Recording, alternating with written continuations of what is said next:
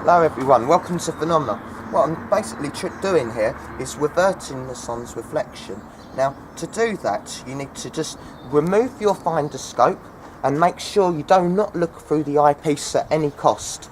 And like in the transit of Venus in 2004, no, they weren't looking at the sun, they were projecting it. 'Cause if you look at the sun, it'll make you go blind. And no one wants that, for love of goodness. So nobody look at the sun.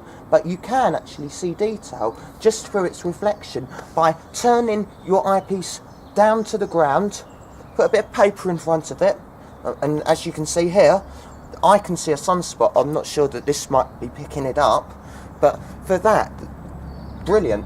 And this is how Captain, I've forgotten his name, mapped the first transit of Venus in, I believe, 1888. So, he was on a ship too. I fancy doing this at sea. Not very easy. Columbus, he was the one who did the transit of Venus. Please correct me if I'm wrong, ladies and gentlemen. And as you can see, if I hold this still, I do hope you can see the corona just around the edge there. If I bring it in really close, it would set the paper on fire, and you don't want that. And that's why you don't look at the sun at all, full stop. And as you can see, if I move the paper further away, it becomes bigger and rounder. Bring it in closer, it gets brighter, but hotter. So basically just keep it about at arm's length. And with the sun, whenever you're talking about the sun, or it should always be at arm's length, because it's blinding and there's nothing more important than your vision. So you've got to be careful if you ever want to look at the sun. And through the transit of Venus, I learnt this method of reverting the image, and we had a black Venus just moving across the face of the sun. We have transits of Mercury. Sadly, they're too small to see, but it's a shame because they don't get mentioned anyhow, when they should really mention that. But there you go. I guess we're meant to know this ourselves, you see. Can't trust the papers, what have I been saying? Pull it away, there you go. Would you have seen that asteroid pass the sun? Would you have got a nice transit of a meteorite? That's a good question. Sunspots, could they be actual alien craft that's just hovering in front of the sun? Yet we're calling them sunspots. How can you believe Hubble Space Telescope? I don't see conclusive proof, and they even have to add false colour to the pictures. I think that screams volumes.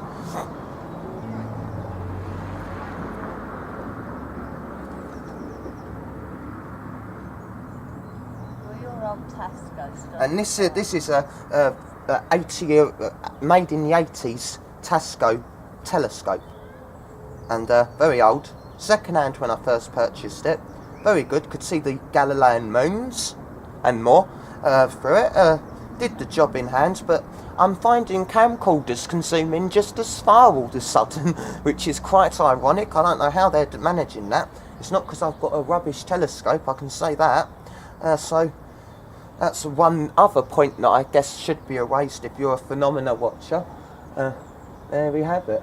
And the radiation coming off of the sun, the bombardment that's boiling up there, that's our closest star. Incredible to think that we're looking at the closest star to planet Earth, and without this little bit of light that I'm having to reflect to save our retinas from being blinded, you have the sun 500 times closer than you'd see it with your real naked eye. So that's a treat, to say the least. But this is the only way to look at the sun through, because you're not looking through your telescope to see it, you're reverting the image, because the sun's deadly power would blind you completely. So you never, ever, ever, at any cost, stare directly into the sun, nor aim a telescope at it. You revert the image, you remove the finder scope, and on occasions, like special occasions, transit of Venus, go out, revert the image. But even then, I'd say be careful. Get the finder scope off first. Make sure your eyepiece is upside down so you don't accidentally get blinded. I've heard a few stories of where people haven't taken off their finder scopes and their jumpers have caught fire. So it goes to show how strong the sun really is. And like I say, if I bring it in close enough, I could set this on fire like with a magnifying glass. So, as for the sun, leaving you on this note on phenomena, looking good. First time I've done this since 2004 on the transit of Venus, and I have to say that was fun.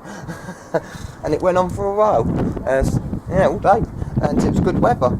So, as it for this edition of Phenomena, as the sun 500 times closer, never recommend directly looking at it. Always revert the image, it's the only safest way.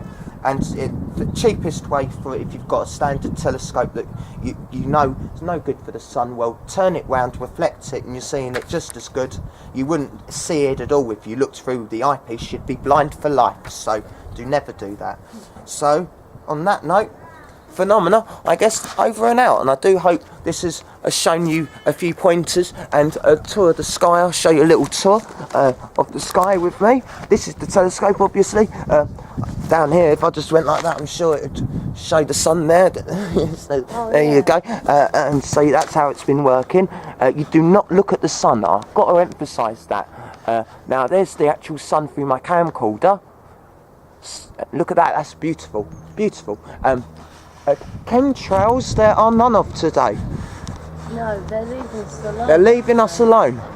Well, at the moment, for today, we've had low altitude only, ladies and peeps. So, I guess on that note, that's quite a cheerful note. Maybe our protests has actually made a difference.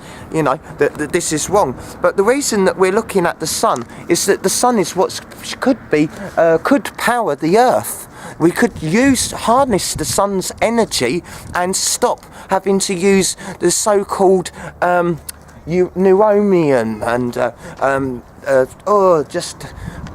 yucky stuff, nuclear power. Just the word of it makes me want to puke, because it's nasty stuff, dirty technology. I can't emphasise that, dirty technology. And as I show you just around here, when you've seen them chemtrails spewing out, have been landing on all of them houses, yet that still isn't newsworthy, people, for some reason. But there we have it. There's no moon in the sky today, which I took a beautiful picture of a few weeks ago. It hasn't happened since. So, as for this edition of Phenomena, we're not numbers, we're free men, and we have names. Phenomena, over and out. Thank you. Right, it's good.